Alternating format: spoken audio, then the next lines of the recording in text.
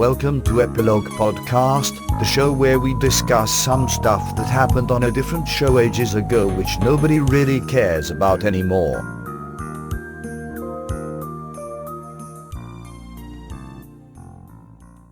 Hello, I'm Portponky. And I'm LeBloc. Today we are discussing Deep Space Nine, Season 5, Episode 7. Let he who is without sin... ... The Deep Space Nine crew go for a sexy vacation where Worf dabbles in terrorism. He literally rains on everyone's parade. Yep. So, what did you think of this fantastic episode? It's terrible. It's awful. It's really, really bad. Yep. This train is stopping at Clunkersville. I think they knew how colossal of a clunker this is and deliberately aired it after the fabulous Trials and Tribulations because they hoped you would be in some sort of euphoria after that great episode and then you would give this one a pass. They knew how bad it was. There's a lot of comments from the writing staff available. Oh, okay, good. You can look it up on Memory Alpha, for example. They were very, very unhappy with how this one turns out. What happened? What led to this? How did this happen? It was supposed to be an analysis of sort of sexual relations in a utopian future, but then they couldn't really show much. Like, they couldn't show any sex, so it ended up a bit of a sort of dead plot. Let's analyze this thing, but we can't refer to it or show it, so instead it's just going to be dancing around the issue, and then the plot sort of meandered into some weird terrorism subplot, and then everyone went home. It just lost its way completely. It's too bad because that is a topic that's worth exploring. At least it sounds like it is. The idea is fine. In fact, a lot of the writing staff said that, not that they just despised the episode, or that it shouldn't have been made, but that they would have liked to have had another attempt or more freedom when making this episode. So it's another one where the core idea isn't bad, just what is built up around it is nothing to write home about. They had some good stuff in there. It's interesting to see people with different viewpoints that are incompatible perspectives, and can we overcome this and move forward with this relationship, or do we have to split? But then they bring in terrorism and all this weirdness. It's kind of good. It just sort of makes Worf look abusive, though. Oh, he comes off terrible here. Plus, they used the worst trope for character development, where a character's previous tragedy causes them to do one specific thing all the time. It defined his life. Yeah. I had a good laugh thinking about Worf in a soccer uniform. I don't know why, but that's really funny to me. Little baby 13-year-old Worf smashing someone's head in. Comedy gold. And of course, the way the trope plays out, as soon as he talks about it in an emotional moment, he's then cured of that angst. Of course, all he had to do was talk about it once. He's been carrying some heavy baggage, and it's very believable baggage too. I will say that everything before the teaser was pretty decent on this episode. All right, let's talk about that bit. There's something I want to praise in that small section. And that's how the actor for Odo, I will let you butcher his name. Yes, him. He plays Odo differently now. Now that he's a solid, he's bouncier and goofier. And it's cool that this development happened subtly and on the side. There hasn't been a main plot about Odo's change or how he feels about it or anything like that. And we just see him playing this character differently on the side. And that's really neat. I said before I want them to explore it, and I know they will, but I'm glad they have been restrained and let him kind of highlight traits of the character on his own. We saw him giggling a little bit, having a drink, getting a bit sort of chummy with Cisco. The personal space was a bit closer. He feels more part of the group rather than an outsider. He does. I expected him to withdraw and be sad all the time because he identified so strongly as a changeling, but this makes a lot of sense that he can identify with these people more now and he's around them and he can adopt their customs and be able to relate better. So it's they did a great job with that. I don't know how much to praise the actor or the writers. It's both. Aubuchon is a top class actor. Okay, I'll give him most of the credit then.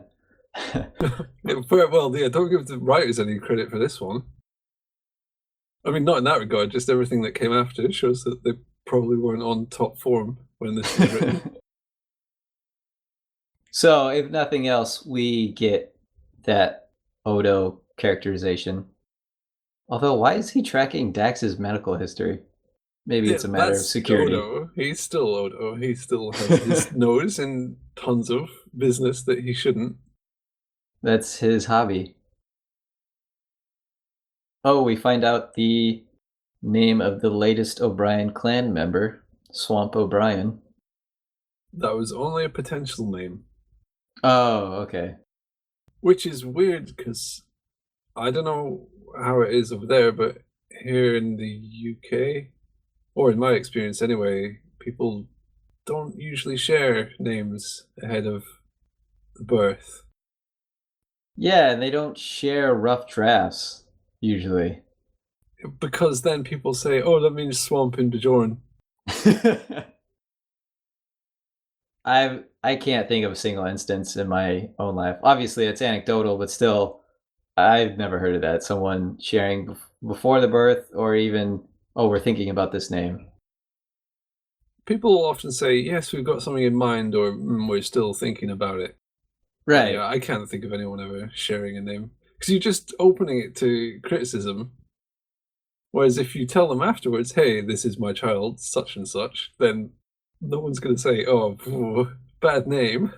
Then they have to love it because it's attached to an actual person and it's not just an abstract thing.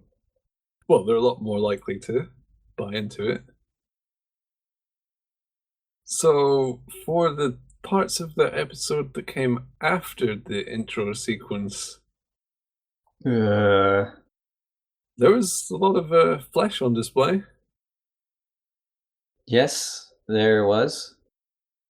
Not sure if that's a good thing, but at least you could probably mute the episode and just ogle your way to the end.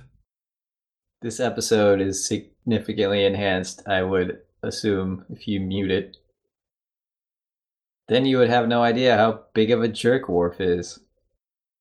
Or how idiotic the Ryza government are, where they have a domestic terrorist group actively seeking to destroy basically the planet, staying in the hotel with a bunch of other people for days, and no one turns up and says, you're all under arrest.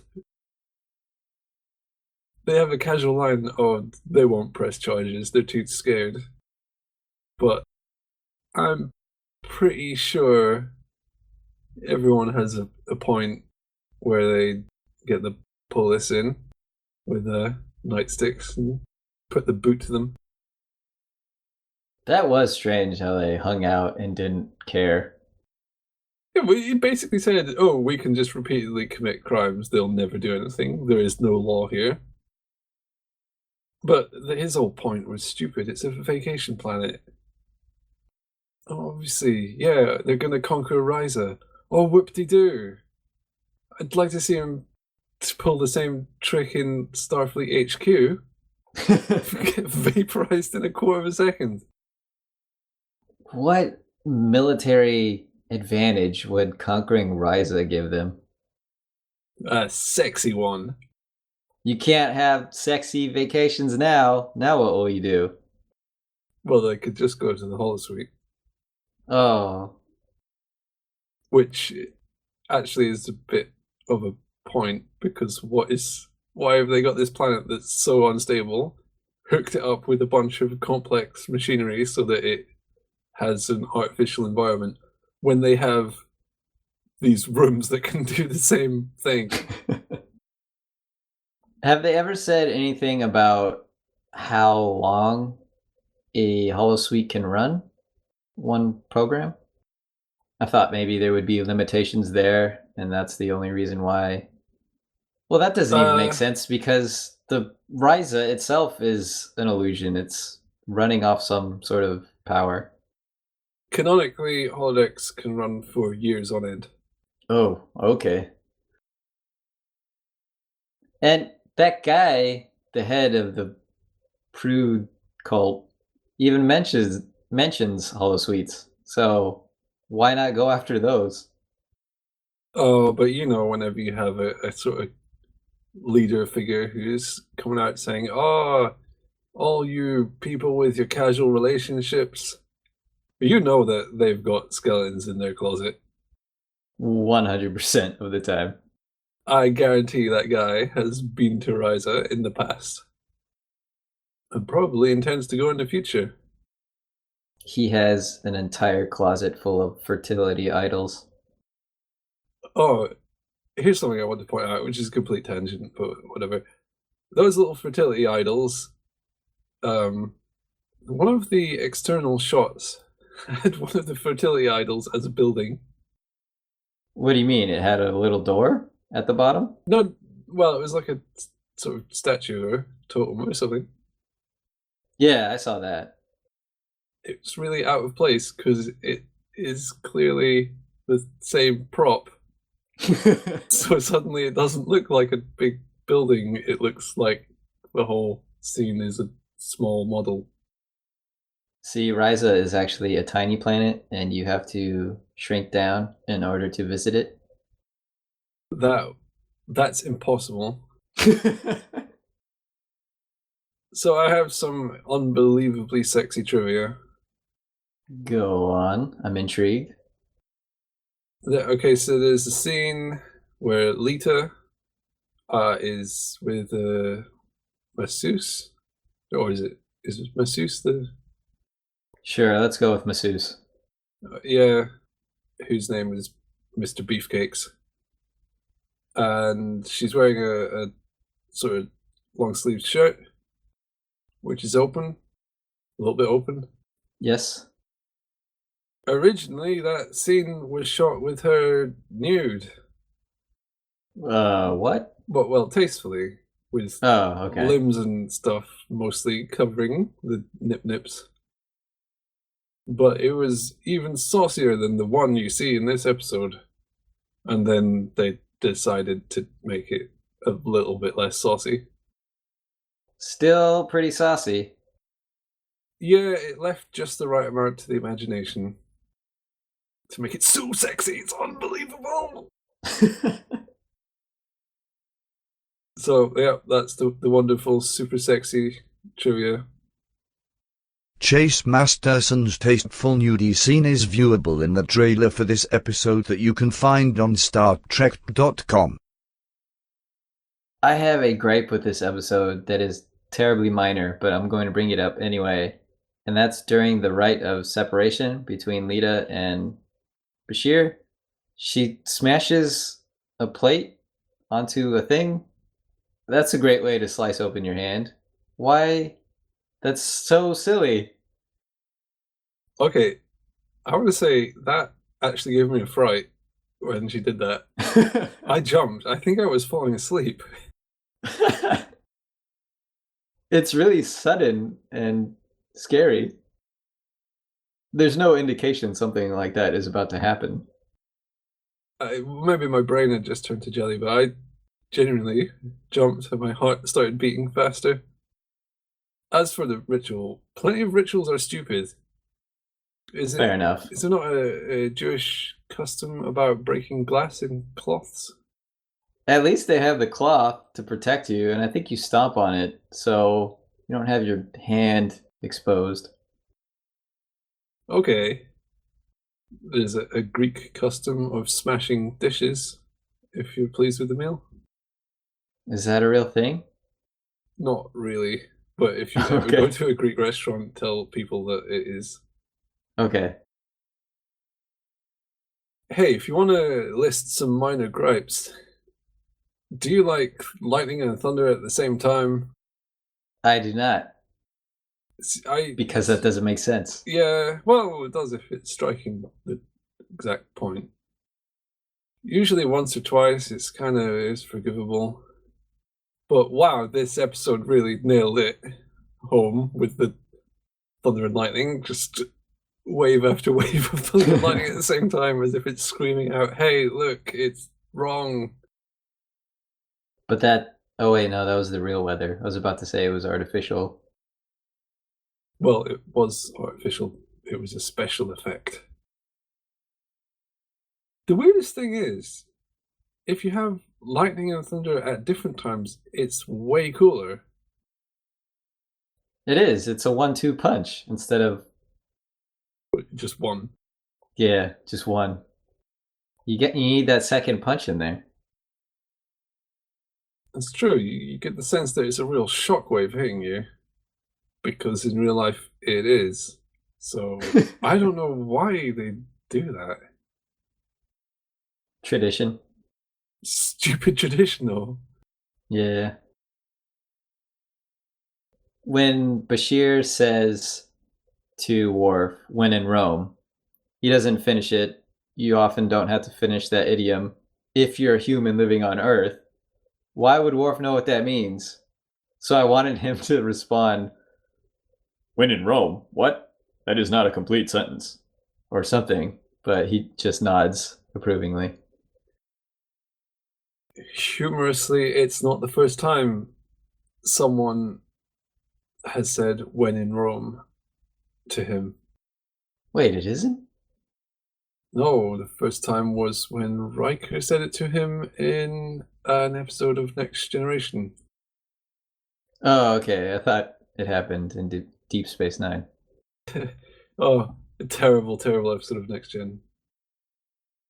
Sure, that phrase could survive, and it has survived a long time already, but still. Poor Worf. People using idioms at him, proverbs. Can't they tell he's angry because he killed someone when he was 13? He killed someone when he was 13, and he has all of these idioms thrown at him that he doesn't understand. Do you have anything else to say about this one? Because I don't. No, not really. That place probably smells awful. What, Risa? Yes. The whole planet smells of crust. Yep. You can smell the protein on the wind. Oh, there's a goof. Here's a goof. I love goose. If you look at Dax's swimsuit, on her hip, there's the Speedo logo. Is it actually visible during the episode? According to the wiki, I was going to go back and check, but then I realized I don't want to do that. That would mean you would have to look at this episode again. I'd have to look at Dax's swimsuit again, so I weighed up the options and decided... but it might not be a goof, because who says Speedo won't still be making swimwear in the 24th century? They could maintain their competitive advantage and sustain that forever. In a society that has no money and has everything replicatable at a moment's notice, they survive somehow. They carve out a niche. They do it. They survive. What a company.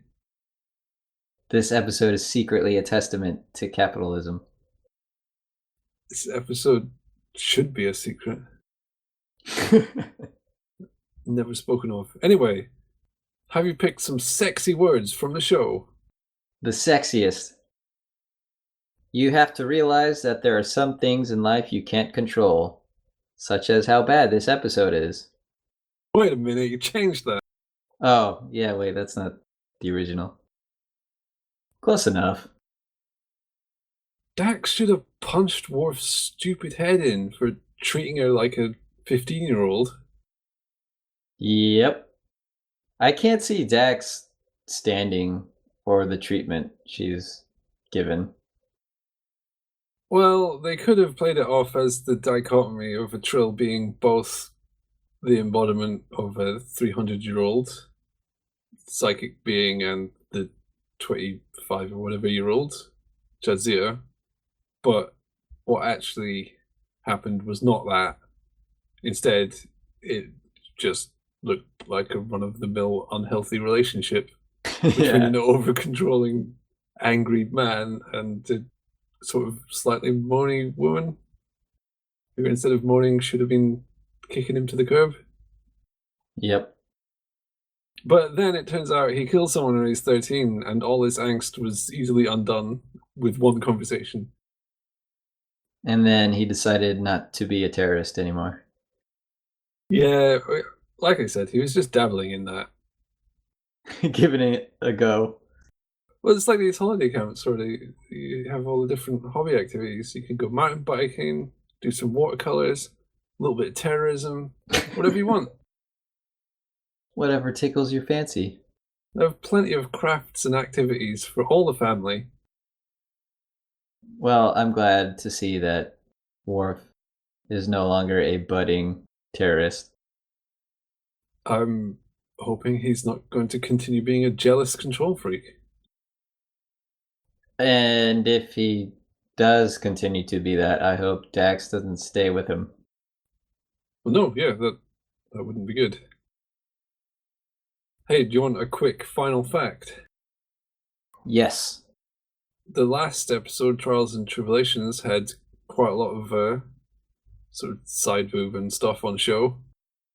This episode had quite a lot of side boob, I would say more, so plotting that on a graph, that might mean the next episode is reaching the sort of breast event horizon. It'll be nothing but side boob. Well, that would be better than this episode. But I want it to be more than just shallow, saucy rubbish. Ideally, yes. Don't worry, this episode is a massive clunker and everyone knows it's terrible. Regularly in the bottom 5 lists of episodes. It's weird that it appears here. Out of the seasons we've seen so far, I wouldn't have guessed this would appear here. It was just marred by production problems. There was problems with the writing. They couldn't portray what they wanted. Another example, Bashir, his and Nana Visitor's son, had just been born the day before shooting, so he was totally out of it on the set. He didn't know what was going on. Terry Farrell, who plays Dex, couldn't go outside because her skin is sensitive. Blah, blah, blah. It's bad. Bad result. Those things can explain why this episode happened, but they don't excuse it. It's still terrible. No, but the show must go on. And I am excited to go on. Yes, whatever's next will be better than this. There's only up from here. Well, let's go on to the one that is next, which may or may not be a side boob apocalypse. All right, let's find out.